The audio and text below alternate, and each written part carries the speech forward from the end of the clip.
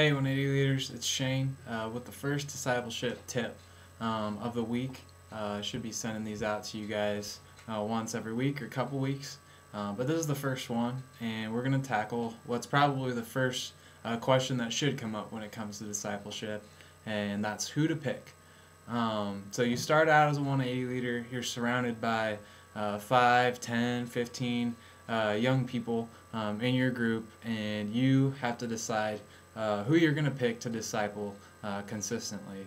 And what it comes down to is you have to be on the lookout at 180 Wednesday night, maybe at small group hangouts at other times during the week, for students that are fat. Now that's not an insult. What it actually means is faithful, available, and teachable. I made a little unofficial write-up for that. So you're going to be on the lookout for students that are faithful, available, and teachable. And what this means is, first, faithful. It's a student who they, or at least their parents, are timely. They want you to be discipling their student, or the student themselves wants to be discipled, and they're willing to be timely. They're willing to put other things aside and really facilitate a discipleship relationship. So that's faithful. Available, I mean, that just means they have enough time to meet with you.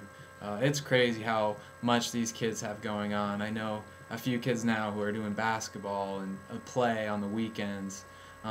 Their life is just completely packed right now. So the student you pick has to be available to be able to meet with. And the third thing is teachable.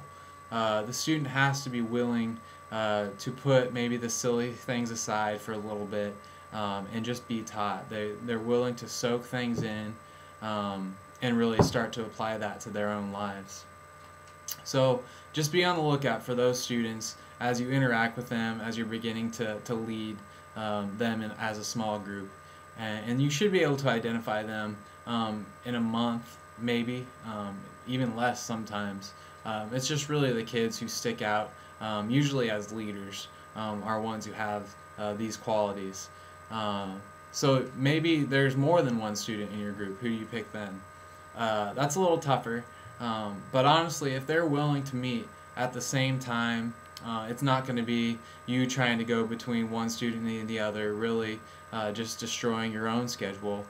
If they're willing to meet at the same time, it's actually a cool dynamic to add another student into the discipleship relationship, because you get to pour out into them and they get to pour out into each other and really form a bond with each other that will allow them to stand out for Christ at their school. So if you can meet with 2, maybe 3 at the same time, totally. But if it's not at the same time, don't go for more than one. It's just going to be too much on your schedule, because discipleship's about going deep.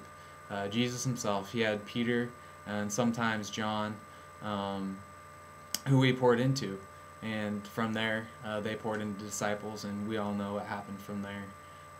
So be on the lookout for fat students, and then if there's more than one, just be on the lookout for either to incorporate both of them into a discipleship relationship, or if you have to choose one or the other, choose the one that's going to be the least overbearing on your schedule, the one that fits most seamlessly into what you're already doing in life.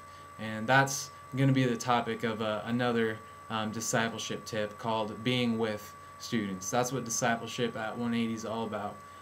Being with students, not adding them on to your life. We'll get into that more deeply as we go through these video training sessions.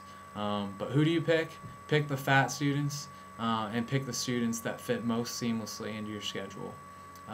Good luck being on the lookout for them, because they're around. There's a lot of fat kids at 180, and they're going to love being able to be in a discipleship relationship with you, the leaders.